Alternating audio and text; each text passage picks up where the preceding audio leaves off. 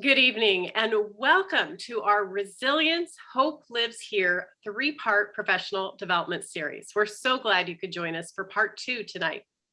My name is Nicole Sanchez and I had the privilege of working on an important documentary on adverse childhood experiences called ACEs for short.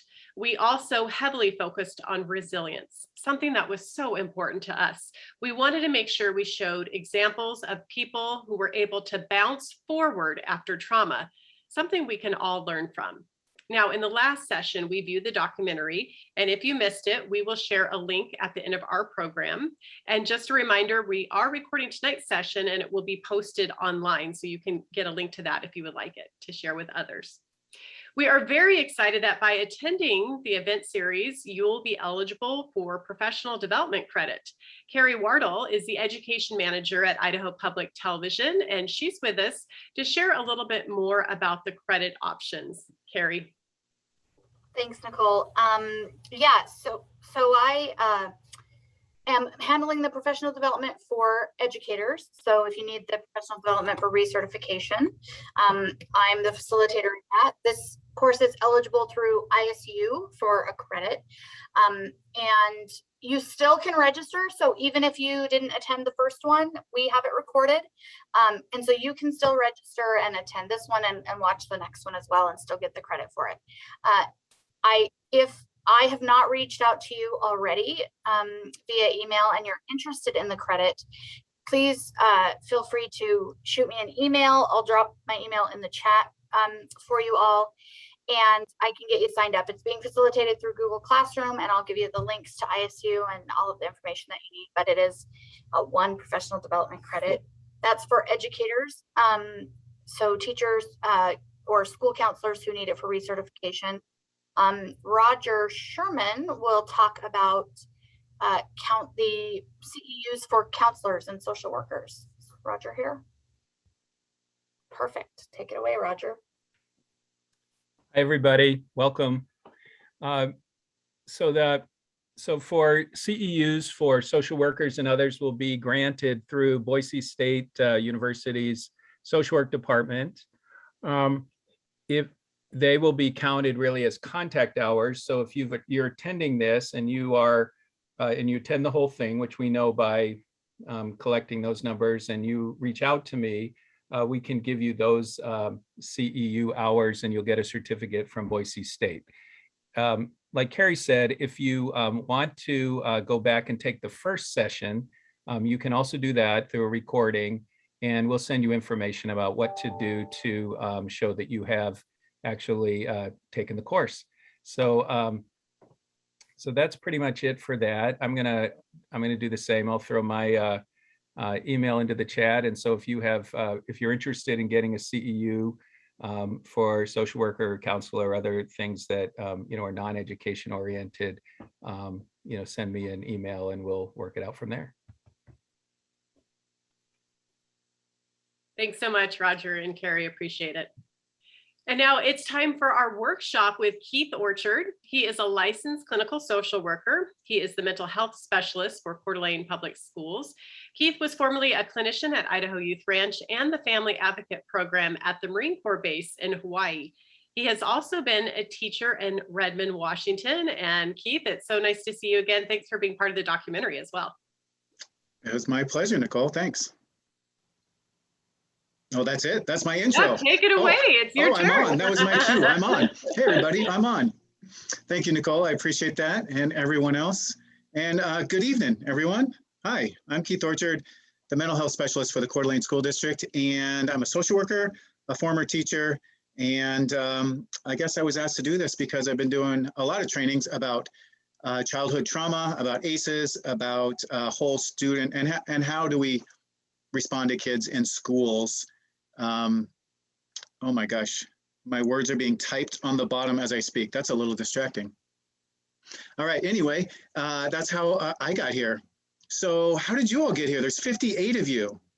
How about we go in and everyone unmute and tell me your name and where you're from and all that. Oh, I'm just kidding. Please don't do that. Can you imagine we start that by every one of you introducing yourself? Anyway, it would be good to know who you are. we were doing a little bet. How many people actually show up? We know how many people signed up. And in my head, I was thinking, you know, I sign up for a lot of stuff, but then after work, I get home and maybe not so much I want to get, you know, I log in, but you all are here, which means you are dedicated and you go above and beyond. And just a little shout out to my good friend, Carlos. You're there, but Carlos always goes above and beyond. I saw you just a moment there, Carlos, before you jumped on. So thanks for being here. Good to see you. And all right, everyone, maybe we should just get started, huh? Where should we start? Let's start at the beginning. Oh, wait a minute, that was the wrong button. Thank you, that's what I needed. So this is a little hard because I don't see any of you, and most of you I'm not going to be able to hear. Though, to make this more interesting, it's a whole lot more fun and interesting if there's a little audience participation. So there will be times when I will ask a question, and then I will allow uncomfortable wait time. And some people will prefer to type in the chat bar, and that's just fine. But if some of you are willing to unmute and unvideo yourself or video yourself and just answer the question or give some feedback, I think that's really nice. And over the course of this 2-hour training, we will put you in breakout rooms. We'll give you multiple opportunities to talk to one another and to kind of process the information that we're giving. And there also should be a handout that will be posted, I think, in the chat.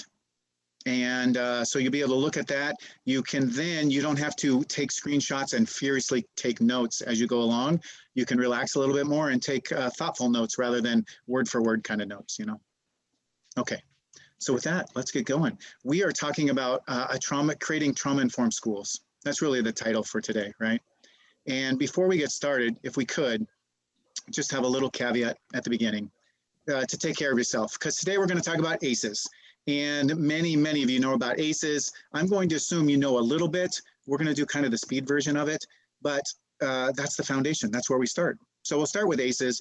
And sometimes talking about ACEs and childhood trauma is difficult for some people. It brings up some stuff, either from their own childhood or their family's current situation or a whole host of other things. So I just ask that if there's anything that you need, you can take care of yourself. Feel free to walk out of the room, get some water, do whatever you need to do. The ACEs part will be at the beginning, take about 15 minutes and then we'll be done. But at the 15-minute mark, we'll be done with that. So please do that. And the idea of any of this stuff we're sharing is for learning, for growth, for understanding, not to elicit guilt or shame. So if you start to feel that way, like perhaps you did something wrong, I hope you'll catch yourself and go, that's not why we're here today. And that won't be really helpful. So moving on, here's our first audience participation. My question for you is, do you have any students that you struggle with? I do. Mm-hmm. Do you have any students that do things that are weird or frustrating or baffling or confusing and disruptive or angry-ing? Anybody got something like that? My guess is yes. Okay, so what we're gonna do is we're gonna go right here to this. Now, normally I'd have you do this with partners. We're just gonna do it as a whole big group. So this is the time to unmute and take a look at me if you could. Would be, tell me a little bit, what kind of behaviors drive you crazy? So you can type it in the chat or you can just plain kind of talk. What are the behaviors out there that are so hard to deal with in schools? There we go. Someone said inattention. We have there, now I can defiance. see it. Yeah, now I can see it. Thanks. Defiance, phone use, anger, talking back, anger, disrespect. Thanks, Lee. Oversharing. What? You have, like, just tell me everything? Yeah. Hurting others, the lack of motivation or shutting down, bullying, late to class, no boundaries. Oh my gosh, good. Isolation, yeah. Okay, we could do this all day, couldn't we? And depending on your grade level, there's kind of different ones. And here's some of the ones that when I do this, I hear this all the time.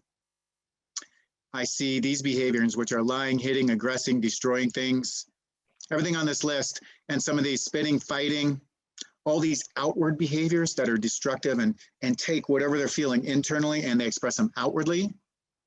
And then we have this group of things that are more inward. They shut down, hide, run, refuse to do work.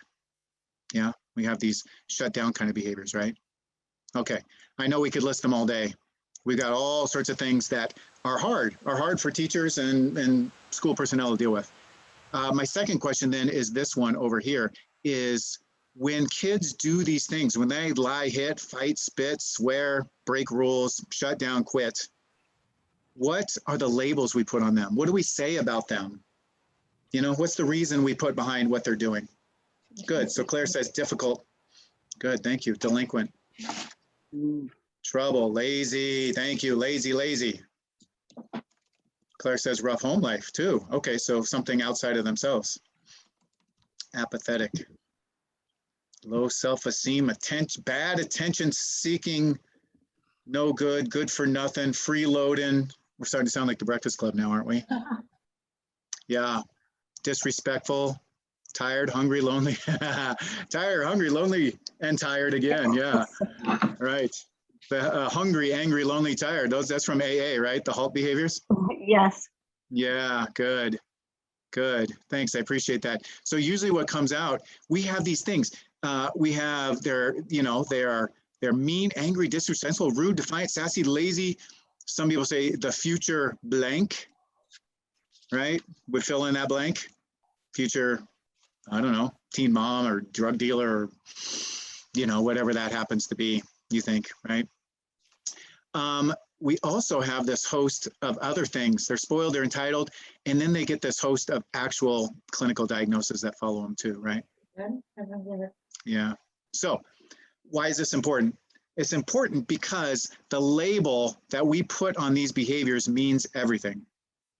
Because if I have a student who is mean, angry, disrespectful, and entitled, I know how to deal with that student, right? I know. If I have an ADHD student, I have an idea of how to deal with them. If I have an ODD student, I have a little bit of idea how to deal with them. But these labels lead to they are an explanation, which lead to a response or a treatment. But if we change the labels, even just a little bit, it can lead to a completely different response, which can be really enlightening or really freeing at times, particularly when we feel really stuck with a particular behavior. So that's one of our goals for the day. We're going to take these labels and we're going to see if we can reframe them a little bit. So here's what we're going to do. We are going to start with vocabulary and research around childhood trauma and ACEs. And we're really going to talk about toxic stress on the brain today.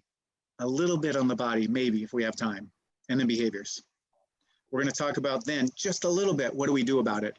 And session 3 next month is a whole lot more about good. You have the foundation. This is what we can do about it when we get to the classroom. So session 3 is going to follow up on this really nice, and they're going to give you some tools and strategies, which would be really nice. And we have elementary lens and a secondary lens for that presentation, which is great. And then we are going to view behaviors differently. We're going to put on our trauma lenses. And when we put on trauma lenses, it can change the way we view kids who are struggling. And then once again, that different explanation can lead to a different treatment, a different response. Sound good? Yeah, I can't see you. I'm assuming you're nodding and going, yeah, that sounds great. Good, good, I like it. We're in, okay. All right, so ACEs, we're gonna go through real fast. Define the term. What do ACEs stand for? Anybody help me out? Adverse childhood experiences. Thank you, adverse. I see that the handout just got posted, everybody, in the chat. So that's helpful, right? Adverse childhood experiences. And if you remember, adverse childhood experiences, these 10 things were discovered by accident. 2 doctors in Southern California were doing an obesity study, and they were teaching adults who were way overweight, completely obese, how to lose weight and how to keep it off. They were teaching them the skills and the understanding of diet, exercise, all of it. And these folks were losing weight, and then they either quit the program early or would finish the program and then gain weight again. I said, this doesn't make any sense. They know everything they need to know about losing weight. So they bring these folks back in, they started to interview them, and they found out that these people had a lot of things in common. They go, these folks have been through a lot of stuff, a lot of trauma in their life, and so much sexual abuse. Is there that much sexual abuse from women and men in America? Yes. And this was in the late 80s before we really knew. And so they scrapped obesity and decided to do ACEs. So they came up with these 10 things. There's 10 things they say, do any of these 10 things happen to you between the ages of 0 and 18, right? 3 kinds of abuse, 2 kinds of neglect, and the household dysfunction, like living with someone with mental illness, or a parent who's incarcerated, or a parent who is addicted to drugs, or domestic violence, or interestingly, divorce, right?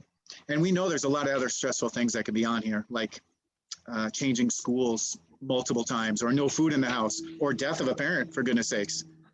But that's okay, because this was a research study and they chose these 10. And what they found from these 10 is that it tended to lead to certain behaviors later in life. And this led back to the obesity, or the lack of physical activity, plus some other things would lead to certain physical and mental health things. And of course, obesity, depression, and suicide attempts, I guess that makes sense, right? We kind of would, I don't know, anticipate that. But some of these other things about lung disease and stroke and cancer is increased. And here's what they found out. So if you have an ACE score of 0, your likelihood of smoking as an adult is about 6%. And if you have an ACE score of 4 or 5, your likelihood of smoking as an adult is about 12%, which is double. It's a 100% increase. They said, well, that is significant. We don't usually see correlations in medicine like that. In all our years of medicine, we've never seen a correlation that strong. And they looked at alcohol. It goes from a score of like about 3% at 0 up to 16%. That is more than 5 times higher. That's a 400% increase. And they thought, that's incredible. It's a strong, strong correlation. And then there's sexual behaviors. And you can see the shape of this graph for boys and girls, right? The shape is the same. You are less likely to do these things if you have an ACE score of 0, and much more likely the more ACEs you have. It's the same thing with domestic violence for men and women. And you can see the shape of the graph. And the men get even steeper at the end. And the suicide attempts, look at the steepness of this curve. And they studied all sorts of things. COPD, which is lung disease, has the same shape. Everything on this graph, on this chart, they have studied at one time or another, and they all have the same shape graph. And they said, this is a public health emergency. Everyone needs to know this. And they published this in 1994. And so since then, they've been trying to spread the word and let everyone know that this matters, that stress in early childhood has a fantastic and significant impact on your physical health, your mental health, and your social health. And so that's why we're teaching it here. So there we go. There's the speed version of ACEs. And from that, why is that important? It's important, we're going to say not only why is it important, we're going to say, how does that even work? So we're going to look into the development of the brain to explain why ACEs may be doing what they're doing, right? Okay, so the first thing, and this is on your handout, how does the brain grow? Well, connections that are used become stronger. We say the brain is use dependent. Can we think of something, what is something that somebody has learned recently, a skill you've learned later in life as an adult? Can somebody help me out with something? Working with technology. Oh, technology. Yeah, that's a skill, isn't it? Gosh, I don't know if I can maybe do that example. That's a tougher example, even though for me, like Facebook or Twitter, like I can't. I could if I tried and I practiced, but I can't, you know. Has anyone learned, kayaking, huh? Golf, let's do golf. Golf's an easy one. Okay, thank you. All right, Julie, golf, huh? So, you know, when you first time you golf, as you take it, someone tells you just swing at the ball, right? And so you stand above it, and normally I'd be standing up, right? And then you take it and you swing, and then you miss the ball, clearly, right? You miss the ball, you hit the ground, the ball goes zinging anyway, or just straight into the ground. And that's because your golf part of your brain, which I think is somewhere back here, I can't remember. Anyway, it's not developed. And so, but then you practice a little bit and you swing more and more and more. And then the golf part of your brain, these are neurons, zing, little neurons start to connect and go, oh, that's a physical movement with my eyes, my hands, my feet, my body, my shoulders, my waist, my muscles, all coordinating. And then you practice again the next day. Oh, and then you get a lesson, and the lesson tells you how to stand and how to keep this arm straight and where exactly to shift the weight and how to hold the club. And you go, oh, and then you practice day and day and day and day. And then pretty soon your golf brain gets so well wired that it becomes pretty automatic. So you don't have to think about what you're doing. You can stand at the ball, talk to your friend, make a bet with them, tell them they're worse than you, and then just swing away and hit the ball real nice, right? That's because your golf brain is pretty much subconscious almost. It's called muscle memory. Okay, we know that. And then some muscles or some parts of the brain that you don't use start to prune away. What's an example of something that's pruned away in your life? Math. What was that? Math. Yes. Algebra, anybody? Algebra? Yeah. Ice Yeah, how about skating that? and skiing. What was that? Ice skating. and Ice skating. skiing. Yeah. Yeah, and skiing.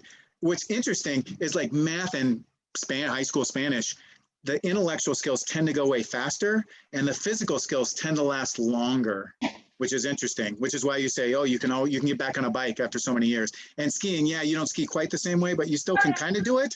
Whereas the Spanish has completely disappeared, right? Yeah. But anyway, you get it. The brain is use dependent. If you use it, it will grow. Okay. And simple circuits grow first.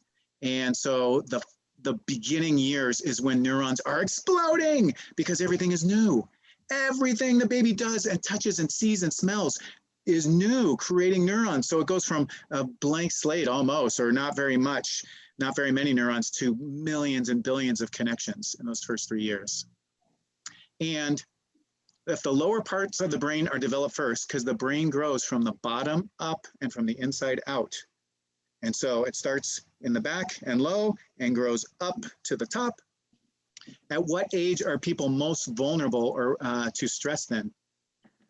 Teenagers, little kids. Little kids? Yeah. How little? Toddlers. No ideas, huh? I would say from birth to 3. There we go. Roger Sherman said birth, right? Birth to 3. That's what we usually say, birth to 3. But there's go research that says even pre-birth, right? In utero actually matters because there's parts of the brain that are growing in utero for sure. And stress, early childhood stress, even in utero can have a profound impact.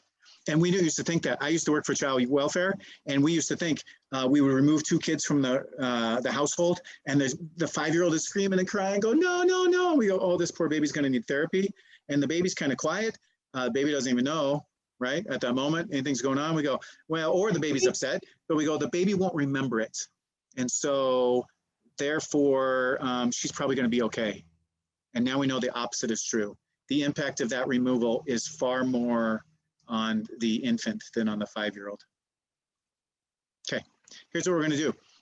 Here's our very first kind of lesson. I'm gonna teach you the 3 parts of the brain, and this is what we've done in Coeur d'Alene. We're gonna teach the 3 parts of the brain and the flip your lid model because we teach it to kids. And I'll tell you why in a minute. And we are using this almost statewide. I asked a number of school districts about this. What model are you using? Is this good language? And Nampa School District, Pocatello School District, American Falls, Post Falls, Coeur d'Alene, all said, yes, use that. That's good language. This is universal kind of statewide language. So I'm going to teach it to you because no doubt a number of your teachers in your school already use it. So we're going to talk about the 3 parts of the brain. We'll make it super simple with the brainstem being the bottom part, being about safety and survival. Then the limbic system or the emotional brain being in the middle. And then the cortex being the whole top part of your brain and the prefrontal cortex being the front part up here, right? The whole cortex and the prefrontal cortex up front.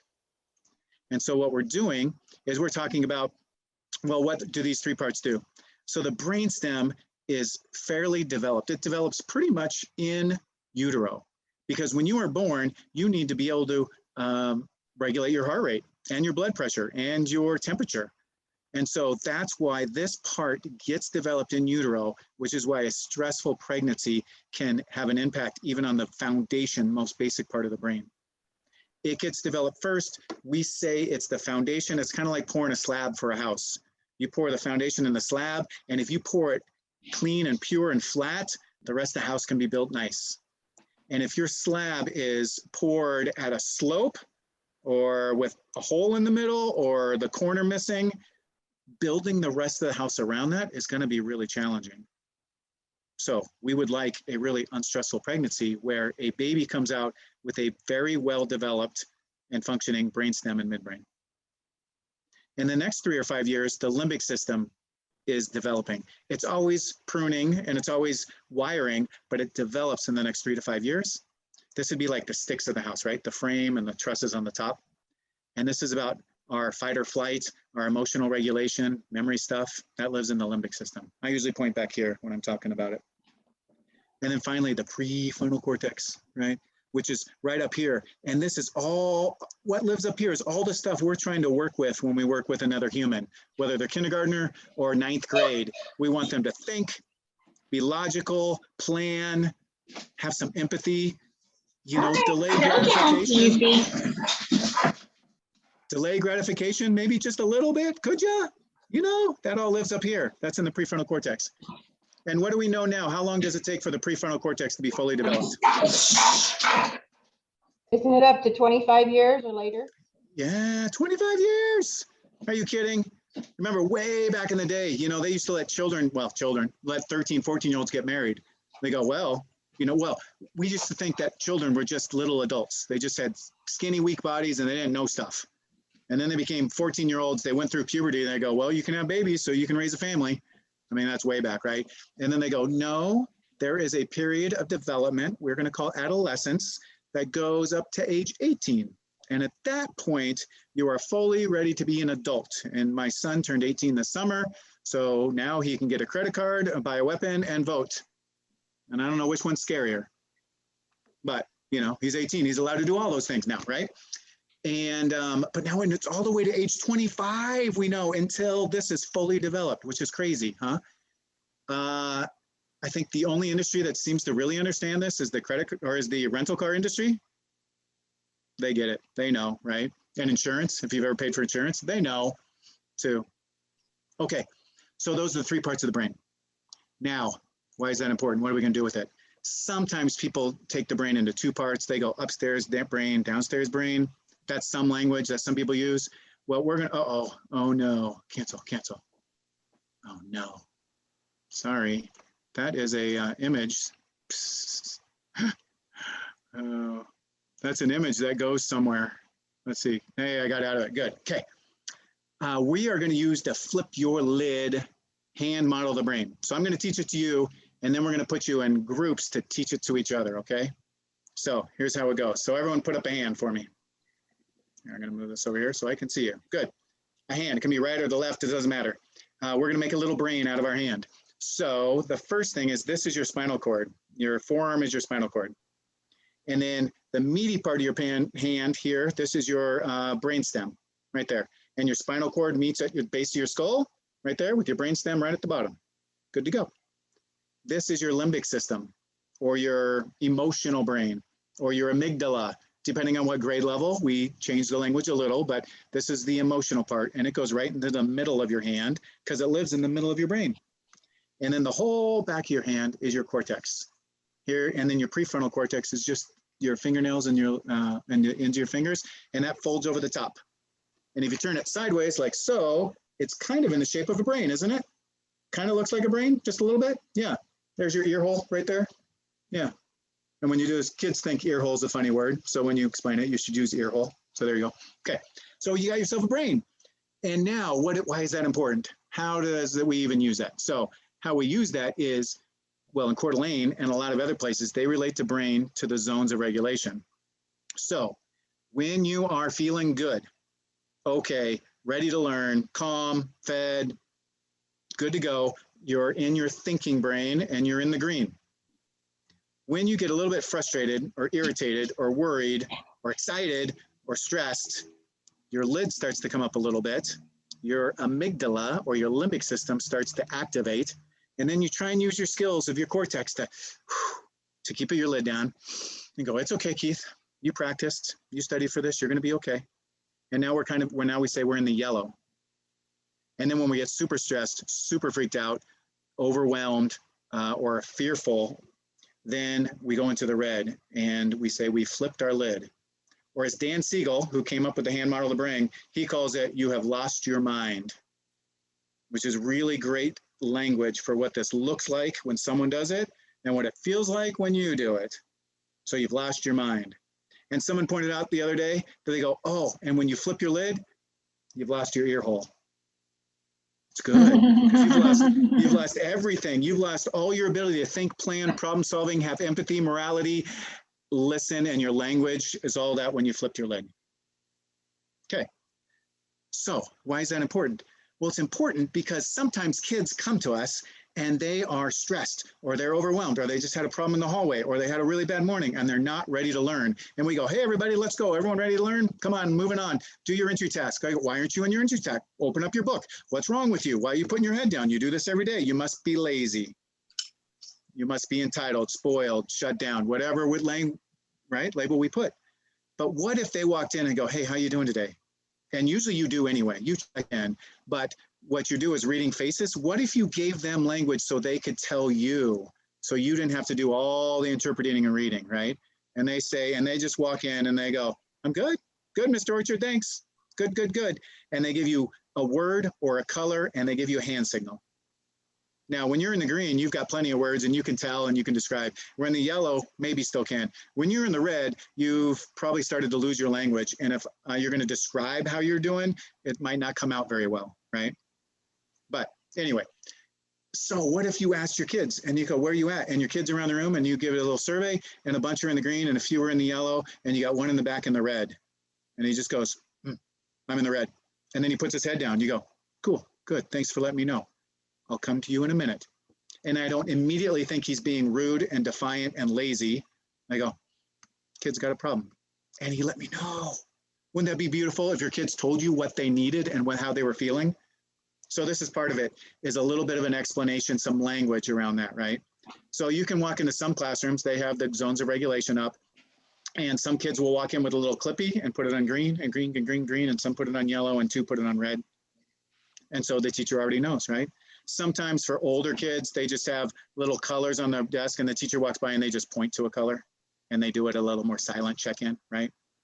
And the point being, we're just giving them language because the first part of social emotional learning is self-awareness. How do I feel?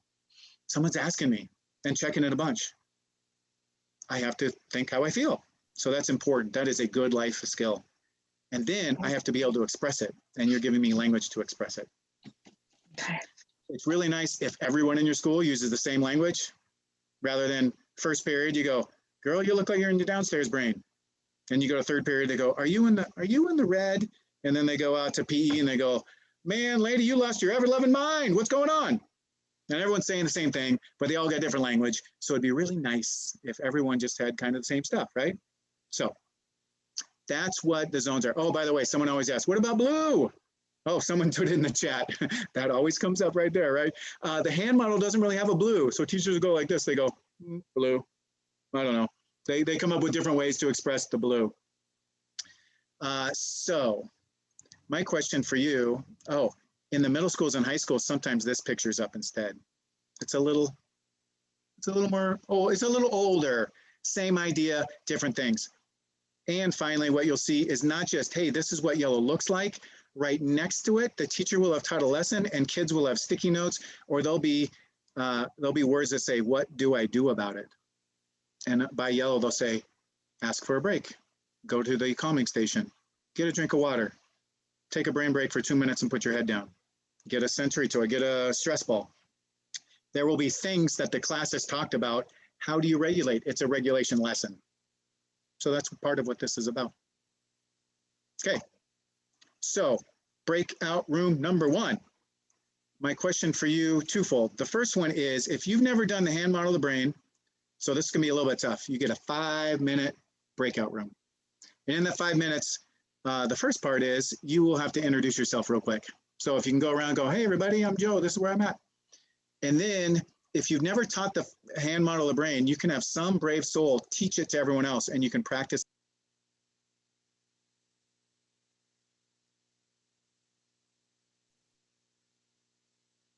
Keith, you're muted. That's weird.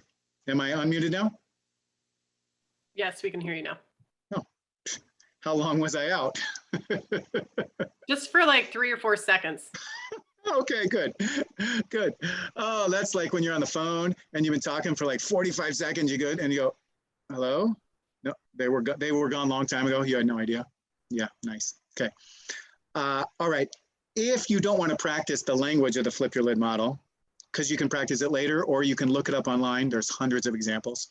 Then the other question is, how have you taught about stress regulation, zones, the brain, and what that's like? How have you taught that? What language do you use? And how well does it work in your classroom? So that's question 2. So before the breakout room, any questions on what you're going to be discussing? No, you should have about, I don't know, 3 or 4 people in your room. Introduce yourselves, talk. You'll see the countdown for 5 minutes, and I'll see you back here soon. All right, everyone, welcome back. Thanks. Hey, now's a chance for some audience participation, our favorite thing. What, anybody willing to share what that was like, what it was like to teach the hand model? Or the second question, what it was like, what other language is out there? How does it work for you in your school? I liked when the woman in my group shared what she does with the hands, and using like a 1, 2, 3, 4 kind of thing, matching the colors. Because I work in an alternative high school, and I could see that maybe becoming like a little bit universal. And I don't know. I like that idea. I've never really thought of ever to do that. Thank you, Diana. You know what this works with? It's that idea of fist to 5 then. Hey, everybody, how you doing? Fist to 5. You have fist, that means you're good to go. If you're 1, you're fine. 2, you're a little stressed. 3, you're kind of, you're having a hard day. 4, you're freaking out. And notice, look where we are. We're in the flip your lid, right? And 5, I'm out of here, right? Yeah. And so fist to 5 follows the model, and it's much more secondary based. Thank you for bringing that up. I love it. Yeah. What else?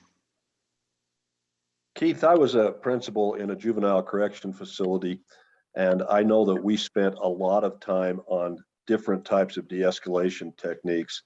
And I was telling the person in our group that I wish I had that knowledge more so when I was a teacher for 32 years, because I think it's really important sometimes to have the ability to de-escalate kids when they are, having some real troubles because of some of the trauma that they have faced. It was very helpful. I wish I'd have had that knowledge beforehand. Yeah.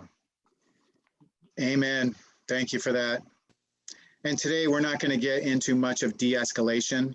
What we're really getting into, which is important, the first part of de-escalation starts with a calm adult, because an uncalm adult leads to escalation on both sides. And so part of what we're doing today is to make sure the adults stay calm no matter what the student and youth is doing. And then that's step 1. After that, there are tools and tricks and ways that can really help to calm and de-escalate a child. I do appreciate that. That could be, that's like level 2 or 3 or some of our next steps. Keith, I have a question for you. In my class, we talk about the different emotions because I want to give the students language to express their emotions. And so we make a board of all their suggested emotions. And then we talk about intensity of emotions. And for about a week, I'll ask them, okay, pick a word off the board that is for you, right? What's your emotion today? And at what intensity are you feeling that? And they'll jot it down. And I think it's good for them, a little self-reflection. But afterwards, I almost feel like there's an assessment piece that I'm missing, or sort of a piece missing where they're held accountable to actually, reflecting on their own emotion, or what can I do with that afterwards? That's a good question. And we could probably take a while to answer that. So first, this idea of just like, hey, I'm feeling lonely today. How lonely? Just a little or a lot. Or I'm feeling stressed, a little stressed or a lot. That's really great self-reflection. And then they can speak it to you. So you are increasing their emotional vocabulary, and that's really great. You were teaching them how to regulate them and communicate their needs, which is lovely. But then, yeah, you're right. Then after they tell you that, what next? To what end? Do they actually practice it later? Have they learned a new skill? Do they check in later and say what worked for me and what didn't work for me? By the end of the day, was I worse? Was I not worse? What did I do that helped me come down? I don't know. We should talk and talk about what what we can do to do the next step and the follow-up from that. And you know how to find me. So let's talk. Okay. Oh, someone put in journaling, right? Any kind of self-reflection and wrapping back around to that, I think is really good. Yeah. Okay. And so let's see, someone in the chat, Carla said, we focused on the second question, 3 of our 5 have used the zones in school and had success with them. Yeah. Yeah, good. Good, glad to hear it. Sometimes at the little grades, they use the, what's that movie? The Inside Out characters. So I see that one as something that works sometimes. Okay, there you go. There's step 1. That's the brain. We teach kids about the brain so they can be regulated, so they can explain to you what's going on with them. Okay, let's talk more about moving on. If kids have good experiences early on, Carla Ann has her hand up. Should we stop real quick? Carla Ann, do you want to say something? It was just me. I just put it in chat. One of the members in our group works in an alternative setting and mentioned the pairing of zones with restorative practices and running those groups as an entry activity. And so I thought that was kind of worthy of mentioning. Thanks, Carla. Good to see you. Didn't know you were on. Look at all the Coeur d'Alene people representing. Appreciate y'all. Some of you of whom have heard me dozens of times, and you're still here. You're amazing. Okay, good. Some kids, when they get good nurturing and their needs are met over and over and over as a child, they learn to trust relationships. They learn how to use their words to express their needs. They learn that my needs are important, and people, if they hear them, will meet those needs, and they show up to school ready to go. And that's a great thing. But some kids don't get that nurturing early on in life, and they show up to school not quite ready for that. And let's talk about what's happening to them. So we talked about the brain is use dependent, and we talked about golf. The more you golf, the better your golf brain gets, and the easier and easier and easier and easier it gets, and pretty soon becomes an unconscious kind of muscle memory thing. Well, the same thing is true for any other part of your brain, your math brain, your language brain, or your stress brain. And if you grow up early childhood and you are stressed because there's no food in the house, then the stress brain is activated. And the next night you're still hungry and you say you're hungry, and then your parent freaks out at you, gets mad because they're stressed, and they go, knock it off, you'll be fine, just go to bed. And then the next night there's still no food, and now the parents are fighting and the police are called, and that part of your brain right back there gets so well wired. Ours are already wired. They're supposed to be. They're there for protection, but these are extremely well wired, and it's already subconscious, but they're lightning triggered. We say that they are sensitized. They are sensitized to stress.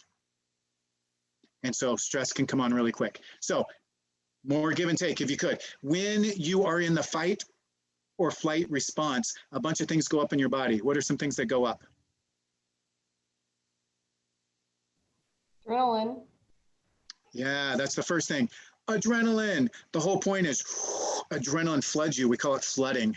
And if you've ever been flooded with adrenaline, you go, your blood pressure goes up, your respiration goes up, your heart rate goes up, your muscle tone goes up, right? Everything, there's a whole bunch that goes up so you can be absolutely ready, right? And if you've ever been in almost a car accident, right? And you just miss it and you're done and you're going, and you're shaking, that's adrenaline. That's a whole flood of adrenaline in your body, making you antsy and ready to go, right? Adrenaline's good, it can help you. There's a few things that go down in your body or turn off when you are in fight or flight. And we know the first thing that goes off is this part of your brain. Thinking, problem solving, planning, all this stuff, language, it goes away. You don't need it. You need to survive right there and then. So this part of your brain turns off in fight or flight. And then any other part of your system that you don't need turns off, like your stomach. Well, your upper GI system, your upper digestive system locks up. You don't want food, you're not hungry, right? But your lower digestive system does the opposite. It purges, which is why my son, before the big basketball game, he goes to the bathroom like 3 times, right? That's adrenaline and excitement in his body, and he's getting himself ready for competition. And that's a perfectly normal thing. But if you live in that state over and over, then you don't eat and your upper digestive is locked up and your lower is releasing. You end up with digestive problems and irritable bowel syndrome, things like that.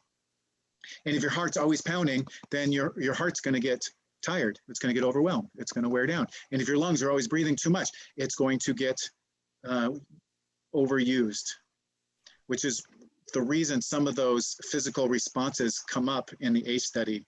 Because year after year after year of living in toxic stress has a really profound, hard effect on every body system that you have.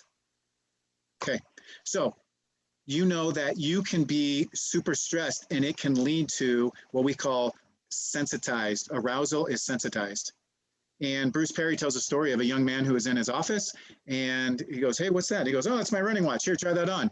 And the boy's resting heart rate was 110. He's just sitting there calmly, looks calm. He's in there in the waiting room, looking around in the office.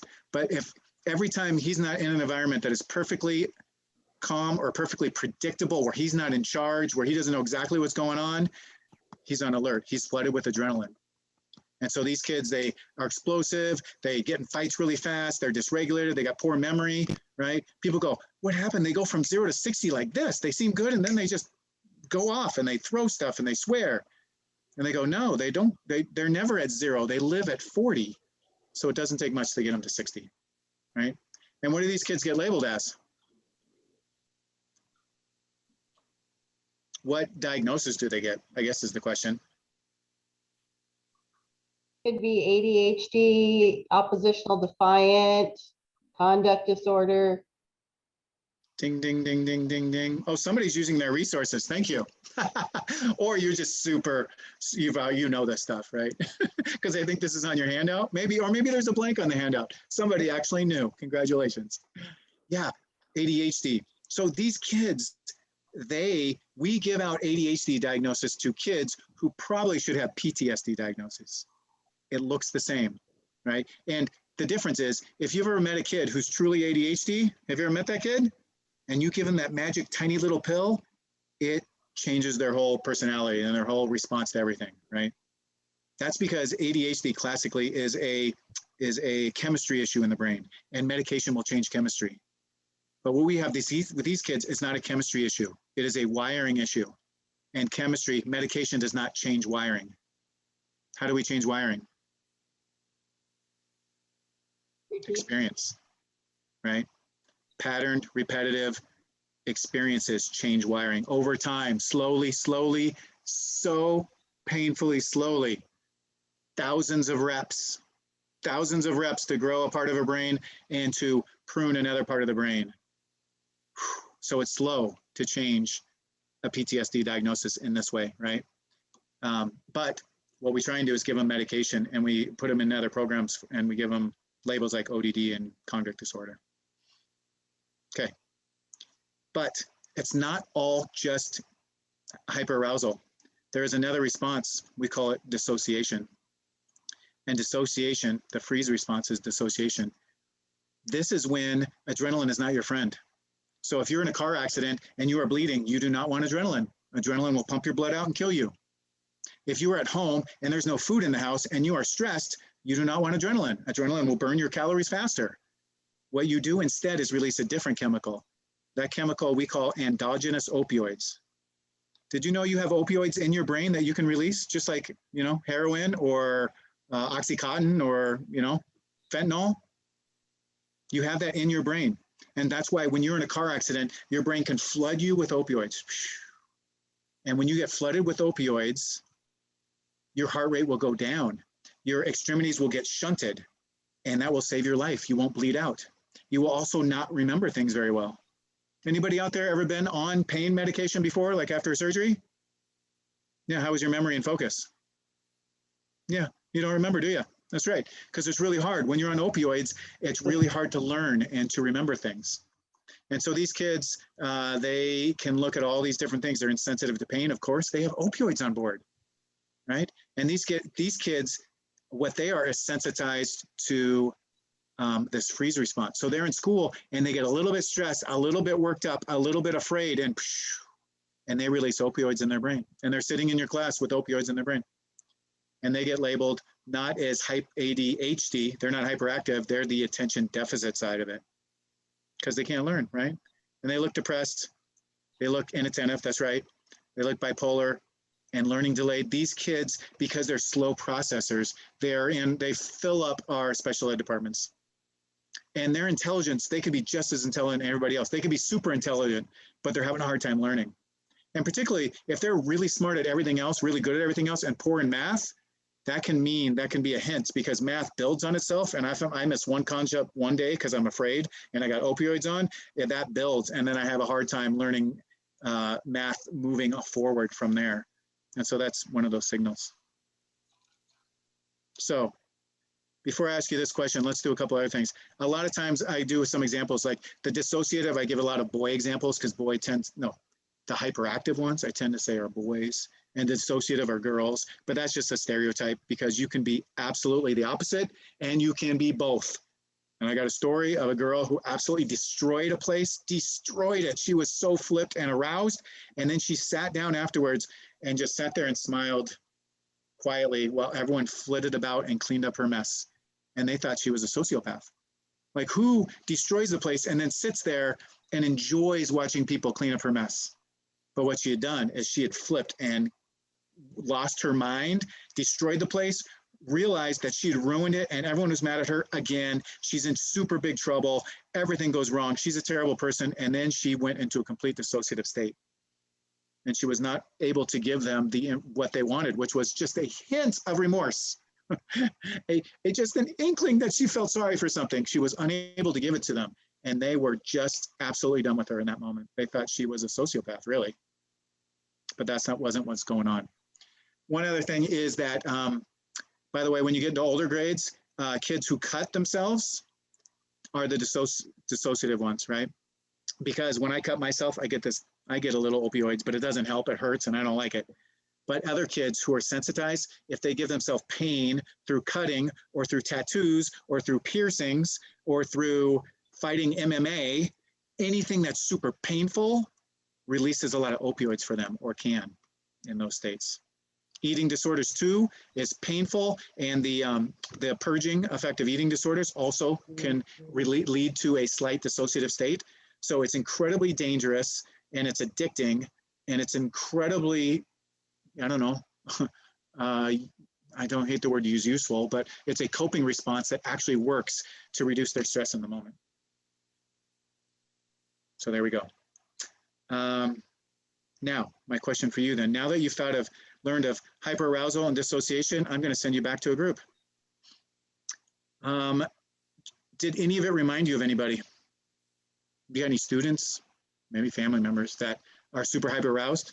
You know anybody that maybe you missed it and are dissociative? Because they're the hard ones to see, because they're not destroying classrooms and yelling and screaming. They're just shutting down and looking lazy. But maybe it's not laziness. So is it reminding you of anybody? And then how might your teaching or your discipline be handled differently if this is what's happening within them? Their flood of opioids and or adrenaline is what's causing some of their misbehavior. Any questions about what I'm asking? Yeah, before we go into breakout, when we signed in, it said that this is being recorded. Are the individual breakout sessions being recorded or just your presentation? I was just going to say the main session. So if you choose to stay in the main session, it will be recorded and posted. The individual side breakout rooms are not being recorded. Okay, thank you. Mm-hmm. I was going to say your computer will now record everything from here on till the end, but maybe that's wrong. Thanks for asking, Lacey. Appreciate it. Any other questions before we send you off?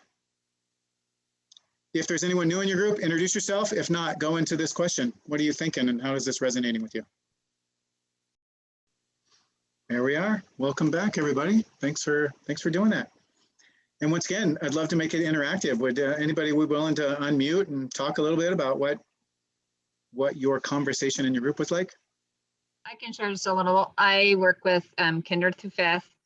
But when I have kids, and I have had kids that are both, they're highly aroused at times, and then they also freeze at times. But one thing I've worked with my behaviorist and I work with special ed, that anytime the kid has in any of those responses, their lid is flipped, they're difficult to do academics. And so we'll do sensory activities, coloring, something, coping skill, doing something different to be able to get them back down, to be able to cope and get into that yellow zone or lower to be able to do academics.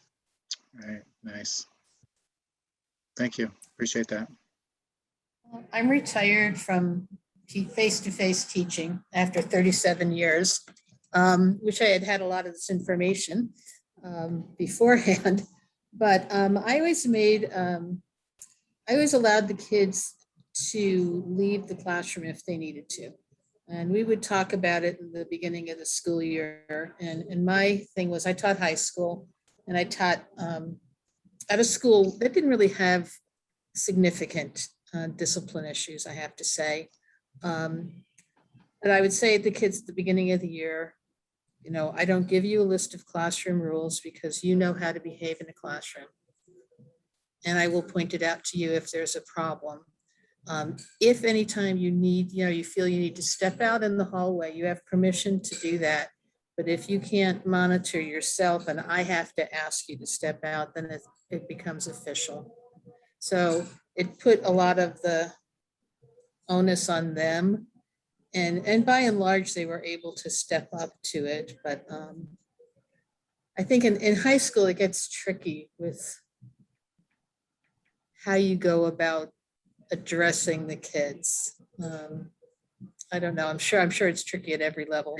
I also thought it was hard, really hard, and I understand the confidentiality issues, but there was information about students that I could have used up front from counselors that I felt I didn't get lots of times, and until it became an issue. Yeah. And then it's kind of almost too late because there's a good chance you've bungled something by that point. So. Yeah, thank you for that. I hear that a lot, that balance between sharing enough information so teachers can do their jobs well and not sharing too much. It's a really hard balance to find. Yeah. Appreciate that. Thank you. Okay, thousands of students across Idaho are homeschooled or only do online learning. Oof. So we do not, as an online teacher, we don't see or understand or know unless we are told or the student kind of crashes what's going on in their lives. Yeah. Well, yeah, the online learning world is, and the responses for what you do about this are incredibly different than when you're face-to-face and got a group of kids in your school. Must be a real challenge. And online learning is growing in leaps and bounds. It sure is, yeah. And it works great for kids who are motivated and in the green and can manage themselves and can be organized. And if Very they can't, true. Very right, true. and if they can't, which are these kids, it must be a struggle. Well, we see now that I look at all of these, yes, but those kind of kids are everywhere. So that's true. Thank you. Appreciate that. And just to build off of that, those kind of kids are everywhere. I'm at an alternative school and I keep getting surprised when I hear about a kid's story. And I don't know why I keep getting surprised. I should not be surprised that everyone has a story. I think at some point, I'm hoping that I realize that all my students have a story. Everyone's got a story, right? And if I can get into that mindset that they're coming from someplace, a really difficult story, that maybe my entire mind frame might be changed in my interaction. Yeah. Thank you, Carlos. I appreciate that. And I think at the alternative high school, the odds of your kids having a story are very, very high. Very high, for sure. I just want to comment on Carlos's comment. It's shocking when kids have a story, I think, because that comes from the belief that they shouldn't, right? But they always do. And I think that's what's so shocking, at least for me. Yeah, thanks. Okay. I think for me, when I we use zones of regulation in our school. We haven't used the hand model, but we've used like the color. And I kind of try to think about it like if students are in my class, it's kind of like I'm their boss of this, you know, classroom. How would I want my boss to treat me, right? Like if I'm having a rough day and I'm already upset, my boss hollering at me wouldn't help improve the situation. Or if I was sad and withdrawn and stuff was going on in my life and, you know, it went unrecognized and nobody really cared and didn't take the time to have a conversation with me, that also wouldn't help the situation. So I really think the needs for people span all ages, and kids are just learning more of them. And we kind of take for granted that we know those things instinctually when we interact with other adults. But kids want the same respect and compassion and empathy when they're having those emotions. Thank you, Lacey. And that goes, so they go, hey, they're having those emotions, they're struggling. And so, but we immediately go to, well, they're avoiding, they're lazy, they're spoiled, they're entitled. And so then our response is knock it off, buckle up, get to work, right? But instead you're just saying, look, when I'm having a bad day, that's the different story. Oh, that kid's not doing it, they're having a bad day. Something's getting in their way. There's a problem there. And that leads to a much more calm and empathetic response by the adult.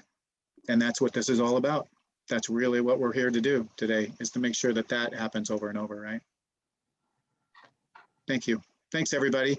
Appreciate that. You know, time is short, man. We're going to go for maybe 25 or 30 more minutes, and then we're opening up for any last questions, and then we're wrapping this thing up. So I appreciate you all hanging in. So we're getting pretty close.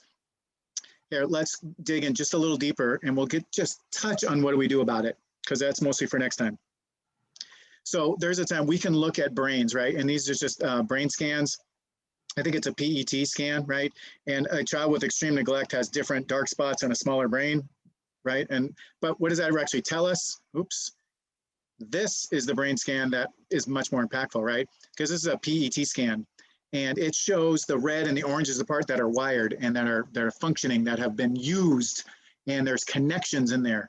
And so the brain on the left is a normal age child, and the brain on the right is the same age. These are same age child, but this child had the most neglectful childhood you could possibly have. And that's a Romanian orphan. And they didn't get picked up, held, they barely got talked to. They just got really fed and changed, right? And you can see there's dramatic differences between them. And so this child, this one, red, is connected pretty much all on the prefrontal cortex. And this one, yellow, is not even coming close. And there's barely any red. There's huge dark spots where there is zero connection. And these temporal lobes in here, that's where sensory processing is. That means this kid never got to put hand in mud and play with clay and dump pudding on her head and roll down a hill over and over and over and over again and get hugged and squeezed a whole bunch, because all those sensory things are living here. So this is a child that's going to have a lot of sensory processing issues. And then finally, this part is real well wired, and whereas this one, even maybe more than this one, right? So that's pretty impactful when you actually see the wiring difference from a child who was raised fairly normally and one that was raised in an incredibly neglectful background. So why do they not do what they do? Well, that comes down to this question. Can she do what she's supposed to do? Or won't she do it? Is it a skill problem or a will problem? Then that is a major question, right? Because that is a fundamental different response. Because if it's a motivation problem, I know how to motivate kids. First, I praise them. And then I give them lollies and suckers and prizes and something good, because I give them positive reinforcement. And that works for some kids. And if it doesn't work, then I give them negative reinforcement. And I give them a frown and a stern word, and then I take away their recess, or I make them, I don't know, have detention. And that works for some kids. I'll tell you what, that works for this kid, because that kid can delay gratification and long enough to get his reward or her reward. Or if you put this child in detention, he's going to go, oh, stupid, I hate detention, I won't do it next time. And I can delay my gratification, or I have some impulse control. This child, you can give all the rewards and all the punishment, and the likelihood of them doing being successful are going to be a whole lot less, right? So we're going to stop doing all the rewards and the charts for certain kids, because that's why reward charts don't work for certain kids, because it's not a motivation problem. It's an ability problem. And an ability problem means we need to teach them the skills to be successful. And to teach them skills to be successful in school takes thousands of repetitions, which is really a little depressing and really hard, but that is the moment. So anytime you can give them a little connection, a little practice, a little bit of success in something, you are growing their brain and making it more likely they can be successful. So that's one of our first reframes. Can't they or won't they? Because those lead to very different responses, right? But let me ask you this. How about this? Has anyone ever been with a student who was completely calm and not flipped, not dissociated, not dysregulated, but just staring at you, manipulating and lying to your face, calm as could be? Anyone been there? Anyone have children under the age of 8? Then you have been there, right? But some kids, they are lying and manipulating, not because they're flipped, but because that lying and manipulation was a strategy to get their needs met and to keep them safe. And they learned it honestly. And now they're bringing it into a different scenario that is not keeping them safe, because I'm about to strangle the little turd. Excuse me. I'm going to get upset with a little pumpkin because of that manipulation that is so irritating, because I just saw you do it. You just did it in front of my face. Are you kidding me? And that makes me mad.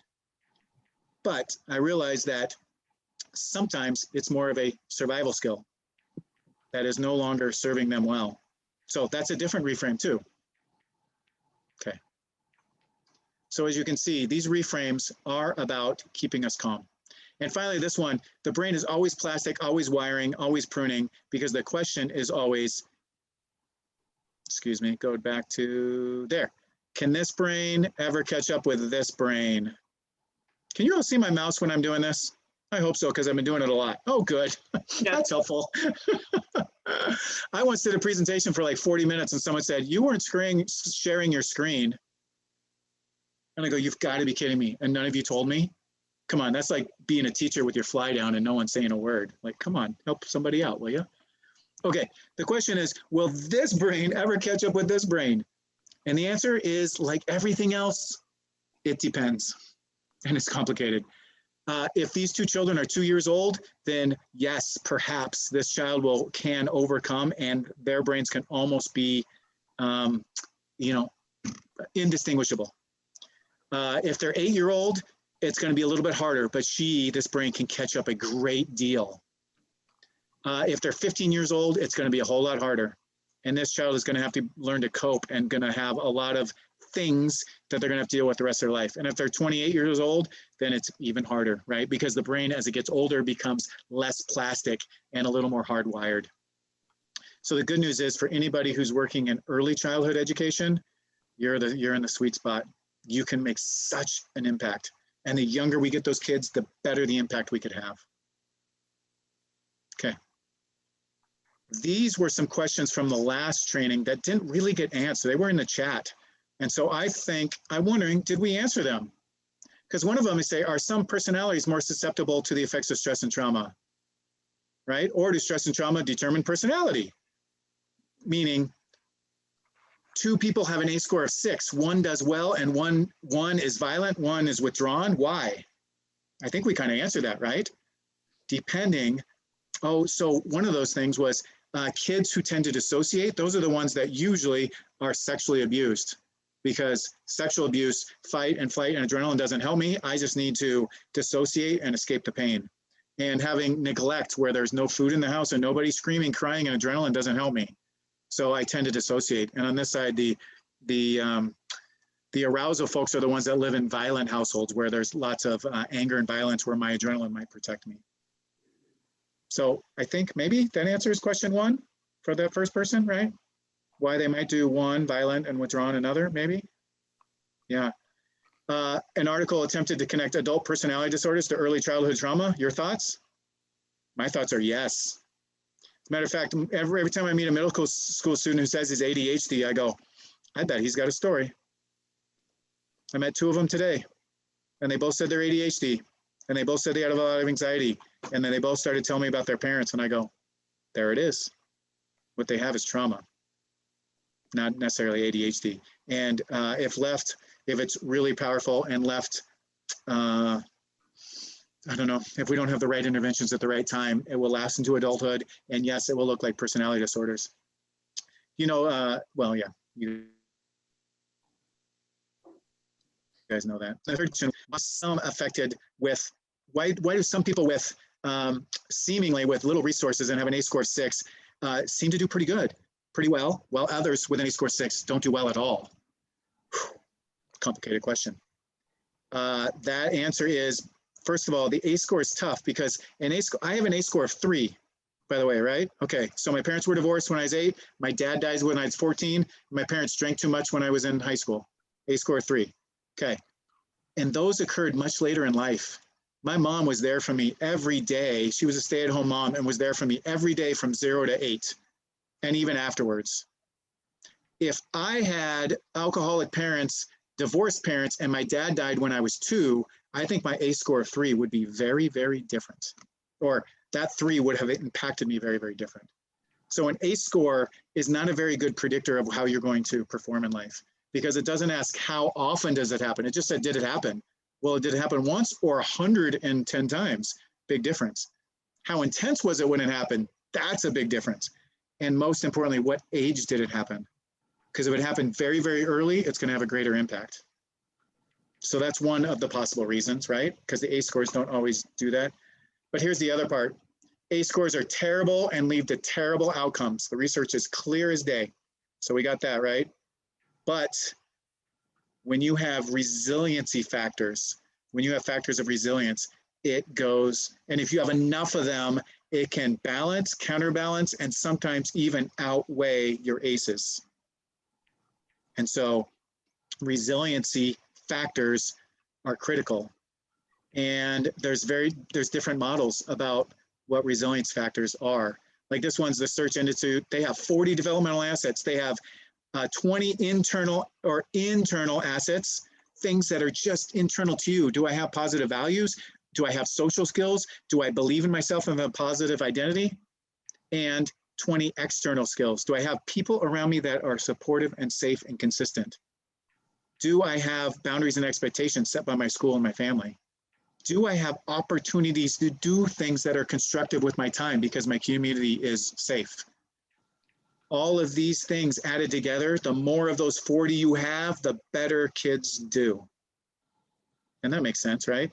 And then of course, sources of strength is the model we use in Coeur d'Alene. And this is it's a nationwide model and it's about suicide prevention, but they go, the more of these things that you have and feel good about, and if you have a positive friend, and if you have lots of positive friends, that helps. If you have family support, or if you have lots of family support, that helps. If you have mentors and activities and you are in touch with these things, it all helps, right? You get it. So that's partly an answer for why some kids do differently than other kids. Is about their resiliency scores too, not just their A-score. The A-score is not the only thing that matters. What is their resiliency score? And the beauty is we can't often affect their A-score. We can't protect them from their home life. We can absolutely increase their resiliency score though. And I'm wondering, maybe we could do this as a group so we have some time for a couple more things. In terms of resiliency, do any of you have a model of resiliency that you use? Or what is the idea is the resiliency because you have positive impact on resiliency? What's resonating with you about that? And about what a goal you might set or maybe an intention you might have around resiliency? Let's just do a big group conversation with that. When I think of resiliency, and I hope I'm thinking of this correctly, like I'm trying to create a relationship with a student. And so what I've been trying to do is look for that opportunity and just kind of swoop in and take it. You know, the other day I had like 5 minutes where the whole class was quietly doing something and I was able to pull a student aside. I was actually targeting one student. I felt like I needed to have a relationship with that student. So I targeted their friend first. And when I got the trust of their friend, I was able to bring them in and get their trust. And that has been really, I mean, it's only the second week of school, but that has worked. Thank you, Carlos. We know that the power of one positive relationship at school, the outcomes are much, much higher. And I like that. The language we like to use is targeting students. That's really good, Carlos. It's exactly what we, I'm kidding, of course. You know, I'm teasing you. What else besides that powerful? Anything else resonating or models you use for resiliency? I like to use the model. So sorry, go ahead. Go ahead. I was just gonna say, I like to use the model of resiliency like the rubber band, right? You can stretch it and pull it and it goes all different ways. But how you get the rubber band back to normal is that those coping skills that you need to undo that rubber band, unwrap it to get it to its original shape. So beautiful. Love that. Lacey, go ahead. Yeah, I think I approach it similar to Carlos. My position, I do intervention for kinder through 5th grade. So often students will see me multiple years. So I try to develop relationships with them in groups, and then like family nights, try to connect with their families because they'll see me year after year. But I love to pop into PE if I've got just a 5-minute gap and join in whatever game they're playing, to just build kind of some fun moments with them where I'm not asking them to do hard things. That is so good. That's how you build relationships.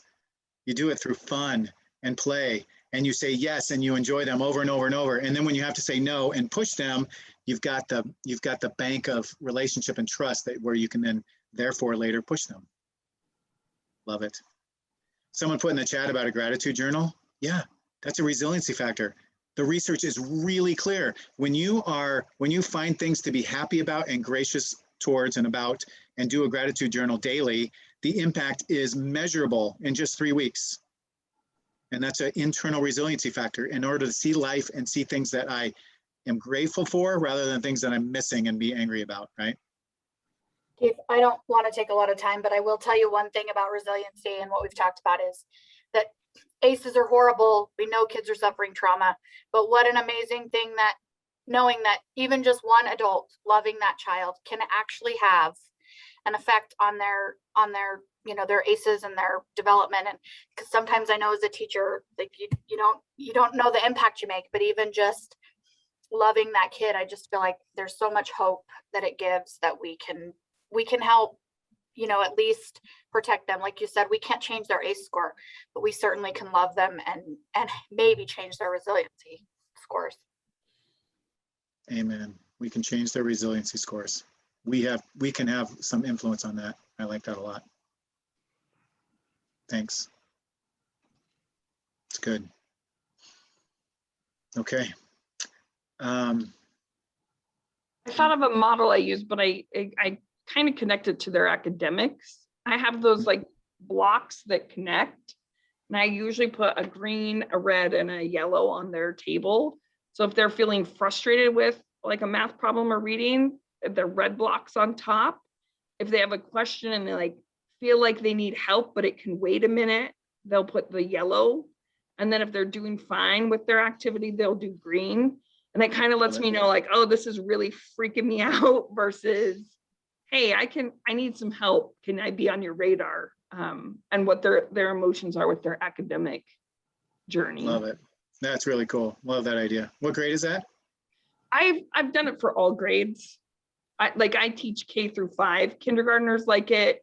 5th graders, like they just kind of keep it. Tucanos down in Boise is what made me think of it. They've got that little like flippy thing to get, whether you want more food or not. I was like, hey, maybe I want more help or not. Like, bring me more meat, more meat. But every grade kind of has a different atmosphere with them using it, but they've all liked it. That's such a great idea. And that I'd forgotten about Tucanos. Love that place. Okay, here's what we're going to thank you for all that. Here's what we're going to do next. We all saw this. Well, for those of you who didn't, we're going to show just a short part of the video clip of a mother who has adopted some kids. So if you've ever been in foster care or adoption, you know ACEs quite well, and you know about resilience, and you know about the impact. So we're going to show a short clip from Resilient Idaho about, kind of how that resonates. We've received a lot of training here as teachers on ACEs, And I soak up every single thing because I just feel like the more I learn, the better off I am as a parent. My husband and I have adopted 4 children from different parts of the world. I was a teacher a long time before I was a mom, and I always thought because I was a good teacher, I'd be a great mom. But I stepped into something that was harder than I have ever experienced. I can think of very few ACEs that one of my children don't fall into. Drug exposure in their first homes, absent mother, my 2 oldest never met their mother. My 9-year-old was in ICU for 4 months. He had been locked in a cage. All of them are food neglected, and we have so many issues at home. We jumped into it and we didn't know what we were doing, but we are open about our struggles because we have a lot of struggles daily. And I think that because we're so open about it, the community has embraced it more. They've offered a lot of support.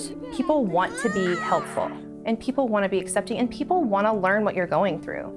We tell everybody we can the beauty of adoption. One of our goals we feel in our life, and we've instilled that in our children, is children need homes. Children need mamas. Our school has been an absolute rock because truly, children of trauma, you cannot raise them like typically developing children. They have given me constant advice and support that I don't think I would have gotten anywhere else.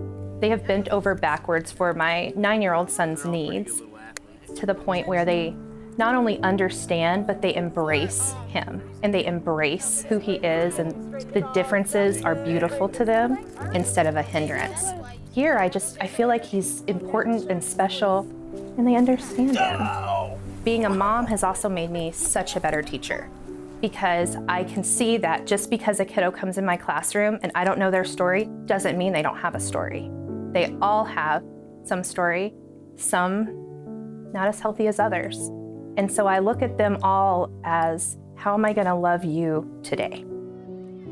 Tracy cares about every single kid, and I feel so blessed to have her. And it takes one person to change a kid's life, and Tracy has changed lives, and she gets to see that change. I feel like every teacher here has that extra level of heart and compassion. We are changing lives. It might not be a big change, it might not be a visible change, but a kid knowing that an adult cares about them and loves them personally beyond them learning in a classroom is making a huge difference. We're creating a relationship, and that's the most important thing that we can do.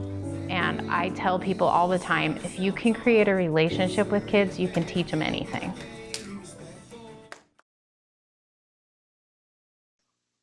If you can create a relationship, you can change everything, because that's really what it's about. And through the power of the relationship, we can push kids, we can teach kids, we can grow their brains, we can grow their attachment styles, we can increase and improve their attachment styles through thousands and thousands of repetitions. So you can't do it all. You can't do it all. You can't give them 10,000 reps. You can give them a few hundred, and you need a community around you to help you give more, right? So that's your job, is to give as many as you can, knowing that you can't give them all. And being able to go home and go to bed at night and go, I gave my reps, I did my best. And that's what I can do for my students today, right? And so as we move forward to the last little bit, we talk about tier 1 strategies to be a trauma sensitive school. I think we've hit this. The very first one, of course, well, we talk about a culture of safety. Kids who feel safe have their lids on. When they don't feel safe, their lids are off. So when school is a safe place where they feel connected, where they feel like they belong, where they feel seen and heard and valued, then we have a culture of safety and kids do better. And of course, that starts with relationships. We know that. And we always talk about, because we have a lot of power, like the adult to child relationship, because we can be the calmest and we can be the most consistent. But the truth is we can't give them enough relational reps. So if you create, it's not just about relationships, it's about community. So some schools do relationships really well, but they don't do community really well. And if you do community really well, that means students are meeting each other's needs. And then you don't get exhausted meeting all of them. And so if you know the name of every student in your classroom, good for you, of course. Does every other student know the name of every other student in their classroom? At the kindergarten level and at the senior high school level? Well, that's about community. Everybody knows each other's names. Everyone knows something about them. Everyone knows something that is good and decent about them. That's about building community, right? So I've used this slide forever. Build trust and relationships. I'm going to change it as of from now on. It's going to be build trust and community, because that's more than just relationships. One thing we talk about is finding a champion. We find someone who is irrationally in love with that kid, right? And the word irrationally is underlined for a reason, because sometimes those kids are a little hard to love. Sometimes. And sometimes you need them to do stuff and they're not doing stuff. And so sometimes you can't be their champion because you are pushing them every day and you get pushed back. And the job of a champion is to come in and just enjoy that student and not talk and teach and coach them about behavior and academics, but just see them and like them as a human, as a person outside of behavior and academics. And now they have someone in the school who likes them, who appreciates them, who finds something decent and good and admirable in them. And that's powerful. When a kid feels that way from someone, they do better in school. So some schools will look and they'll find out, look, we got some kids who come to school and they don't make eye contact with anyone the whole day. They can go an entire day. I'm talking middle schools, particularly middle and high school, got their hood on, or got their head down, got their hair here, and they might not really truly look at anyone all day, no adult. They might not connect or get more than a few words to any adult all day. Those are the kids we try and target with a champion because they need someone to spend some time with them and get to know them a little bit. Okay, so does every kid have a champion in your school? I'm actually gonna skip this one. I think you know it. I think you know it. Here's the last one we're gonna do. Did you know that sometimes that teachers sometimes get stressed? I just read a new research article that says teaching is a stressful profession. Did you all know that? It's crazy, hot news, hot off the presses. And so teachers sometimes get stressed. Why are teachers stressed? Why do they have anxiety? Well, usually most stress and anxiety comes out of fear. And what are some of the fears that people have? What are the main fears that people have about teaching? Where'd my chat go? There's my chat. You can never do all you need. Yeah, keep going. That you won't be able to help your kids, you know, that they'll fail. Yeah, that they'll fail. What does it mean if a child fails? What does that mean? Why are you afraid of that? What does that mean? I think it means maybe sometimes you feel like you failed. Yeah. Yeah. I mean, really what it comes down to is this idea that I'm not good enough. I think one of the things that we need to consider is reframing how we view the word fail. I look at it as a first attempt in learning. Thank you. Thank you. And here's the thing, people think if I didn't change behavior, I have failed. But as we just learned, how many repetitions does it take to maybe teach a skill or to learn a behavior or to do something? How many repetitions do we need? Thousands. Thousands. So you might have given them hundreds of reps and their behavior hasn't yet changed and you have done a good thing. So that's a different definition of failure, isn't it? They go, look, I might have not had the impact I see right now, but I grew their brain in the positive direction and I need help and someone else, we're going to do the same. And later on, so that's one of those reframes of I'm planting seeds. I'm growing a brain. I'm giving enough reps to send them in the right direction, even if I don't get them all the way there, because it might not be your job to get them all the way there. You might not be able to. And really what it comes down to is this idea of, oh no, that's another one. Come on. I got to quit stealing pictures off the internet, I think. It comes down to this last piece. Not this last piece. Everything we did today was to try and say, how do we stay calm as an adult? Because this comes from TBRI, Trust-Based Relational Intervention. And it is a program for foster kids and adopted kids, kids from the hardest places. And their fundamental rules are stay calm no matter what. Because a stressed adult cannot calm a stressed child. A fearful adult cannot calm a fearful child. The adults need to figure out how to stay calm and stress-free, not stress-free, calm, within the stress, within the storm. Then we know that they behave. Behavior is communication. Behavior is an indication that they have an unmet need. And our job is to figure out what that unmet need is and try and meet that need behind the behavior. We try and meet that need as best we can, and we stay in the game. Our job is to take care of ourselves well enough to stay in the game. Because if we stay in the game, we can be there the next day and give them another rep and give them and show them what consistency and what calmness really looks like. And with enough of those interactions, they will start to believe it and trust it, and that can change the course of their life. So here's our fundamental principles.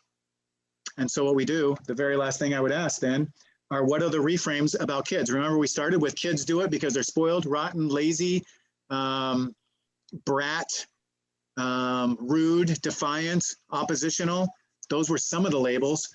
What are the different labels now that we know about brains, we know about trauma, we know about ACEs?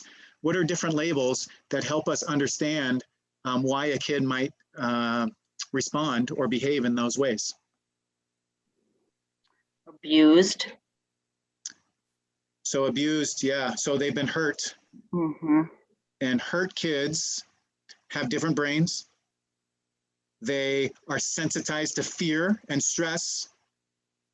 And so they respond very quickly to fear and stress. So we have a hurt child, or we have a fearful child, or we have a stressed child. Do you respond to a stressed child differently? Do you respond to a spoiled child? Mm-hmm. Yes, you do. Very differently. So those labels matter a great, great deal. Thank you for that. What else? Hyper aroused. Thank you, Carlos. Insecure, housing insecure, disassociated. Thank you. So you're using what we have. That's why they're acting that way. That's why they're shut down. They're afraid and dissociating. That's a very different response. If I say they're dissociated rather than they're just giving up. Very different label, isn't it? They have cognitive deficiencies, which means they have skill deficiencies, which means I need to teach them skills and not give them motivational strategies to change their behavior. I like it. Yeah, and then their belief system. People always leave anyway. Why should I try? Nothing matters. I don't have any control over my life. My life happens to me. It's outside of my control. So why should I do anything? When a child has that belief system, that's tough. That takes a very long time to convince them otherwise. Tens of thousands of reps with a consistent and kind and secure adult. Okay. Thank you. They're using survival skills. And here's probably the most important reframe anyone's ever used that I've heard people use, the one that keeps adults calm within the chaos of a classroom where kids are not doing well and not doing what they're supposed to do, and the adults stay calm because they say, this isn't about me. It's not, I'm not failing here. There's an unmet need out there. I'll do my best to meet that need. And if we can have a whole school full of calm adults trying to meet needs underneath behaviors, we have come a long way into doing well for kids. Okay, everybody. That's where we're going to leave it for today. What I would like, well, we have times for questions, but maybe, here's what I'd rather do. How about we have a shorter breakout room? Because I would like you to spend 1 minute with quiet, private think time and write down what are your takeaways. What did you think about today? What did you hear? What did you learn about that resonates with you that says, I want to do this a little bit differently. I want to remember this. I want to be, I want to do something different. And then we're going to put you in a breakout room, but it's going to be short. It's going to be 3 minutes long. And then you're going to share those takeaways with your partners. And we'll come back here, and in the last 10 minutes, I'll answer any of your questions. So 1 minute quiet writing, journaling time starts now, and then we'll send you to your breakout room. All right, welcome back, everyone. Thanks for doing that. So, appreciate y'all, truly. It's getting late, it's a work day. For some of you, it's getting on to 7 o'clock, it's 6 o'clock here. Getting on to 7 o'clock where you are, that's true dedication. That is people who really need credits. No, I'm kidding. That's people who are really dedicated to the cause and to learning and growing. And I appreciate it and respect it a great deal. So what do we got? We only got 7 minutes. We could do one of two things. You can jump in and say, this is what I'm taking away and I appreciate it and I want people to know, or you can ask a question, you know, and got to keep it tight though, so we can answer it kind of tight, and then we'll dismiss you in just a few minutes. Does mindfulness help resilience, or does that fall under a different category? Well, I'm not an expert on that, but my gut and quick response is absolutely. Because mindfulness practice is about self-awareness, and self-awareness is a resilience factor completely, right? And the ability to understand your emotions and regulate them to a degree, right? And to not let the stress and the thinking of life spin out of control, but I have practiced that muscle that can calm and soothe and focus. Yeah, I would absolutely say that's a resilience factor, yeah. And I think you're practicing in your class, aren't you, Carlos? Yes, I know you are. Yeah, we are. Trying, you know? Yeah, trying. Amen, brother, trying.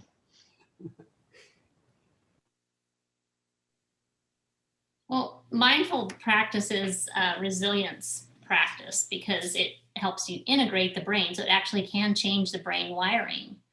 So, I mean, that's like Daniel Siegel stuff over and over and over. Everything that he talks about. And it's impressive to me, you know, how much holding a child and making him or her feel safe does for a traumatized brain, just that integration of different parts. So that's got thank you. Is that from the book Mindsight? Yeah, and other parts of his work, yeah. Yeah, yeah. It's good. Thank you for adding that in. These two things that I've watched here, they should be shown statewide. I think it would make a lot of teachers more aware and pay more attention. Thank you. I appreciate that. And what I think is a lot of teachers have seen this, but not, and that's why we recorded this. And now, particularly for new teachers and stuff, they can roll out and a lot of people can see it as our great hope.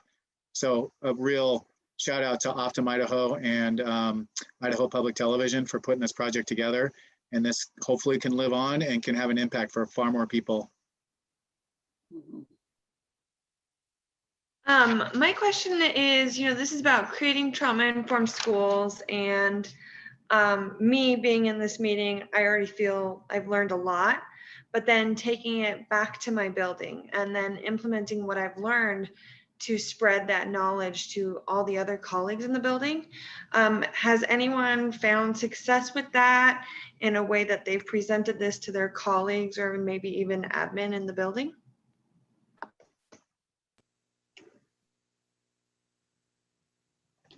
I have been trying to get my school to jump on board with me that we just take 10 minutes every Monday and we call it a wolf pause. And we spend, you know, just 10 minutes talking about wellness. And then I just have a little activity so that if some teachers don't really want to talk about it, they can give the kids something to, you know, read or doodle on or answer questions. And I just try to make it short and sweet so that it will at least get people comfortable talking about things. I think the question go ahead. Yeah, my building actually started another like a committee last year for social emotional learning. And so they're looking at having people partner with our counselor and having things be school-wide and getting input from across our grade levels. So I've been filtering them information like, oh, you know, here's this cool resource from the videos. For me, I was in child welfare and I approached the assistant superintendent of Coeur d'Alene schools. I said, hey, I've got this thing, we're learning. It's changing my life. I'd like some teachers to know it. She goes, well, here, present it to our small little group of leadership team. And I did and so that was the end. Once she was on board, then we go, we're doing this for everybody. So find the decision maker, talk to them, And then it becomes not just me training my colleagues around my little circle, me training the entire system. So that's what we did in Coeur d'Alene. But I think, Carrie, we need to wrap this up, I think. And Carrie might have a few words to say. Oh, I was just gonna say, whoever that was, to shoot me an email if you want as well. We do professional development and training and can help talk to your staff in your school if that's helpful. So. Okay. Well, I'm going to wrap it up. Nicole's got some final words. I just want to say, God bless you all for what you do. Truly, you are impacting kids every day just by being present, by being in the game, and you're learners and you fight to stay in there. I respect it a great deal. Thank you for your service, everybody. And I think I speak for all of us. Thank you, Keith, so much. Amazing presentation. I feel like my brain is a sponge, soaking it up. Not a teacher, but a parent. And definitely so grateful for everybody participating. And we love and appreciate teachers. We also want to say thanks again to Optum Idaho, Idaho Public Television, the Idaho Children's Trust Fund for making this event happen, for sponsoring it. And Keith said we can share his email if you have a question that you'd prefer to ask him one-on-one, maybe something that comes up the next few days. It's korchard@cdaschools.org. Hoping we can put that in the chat. Again, korchard@cdaschools.org. And before we wrap up, we would like your feedback about tonight. We are launching a poll that will pop up, and it will only take you a few seconds to fill it out. That would be very helpful for us to get the feedback in the poll. And let's just take a few seconds as that pops up so you can start that. And just to let you know, we will have our third and final part of this professional development series on Thursday, October 21st. Again, it will be in the evening. So Thursday, October 21st, make sure to mark your calendars, and you'll also need to register for that event. You can do that by going to idahoptv.org/resilience. Now, also at idahoptv.org/resilience, you can watch the documentary. Originally, it was called Resilient Idaho, Hope Lives Here. It is now being rebranded for national distribution. I believe that will be happening next month, going out to all PBS stations under the name Resilience, Hope Lives Here. So hopefully that can get spread, and there's so much great information, especially for teachers and counselors. Finally, in addition, we want to mention there are resources that are talked about in the documentary, but here in the state of Idaho, we have the helpline. It's 211. Thanks again to everyone for participating, and Keith for your knowledge. Everybody have a great night.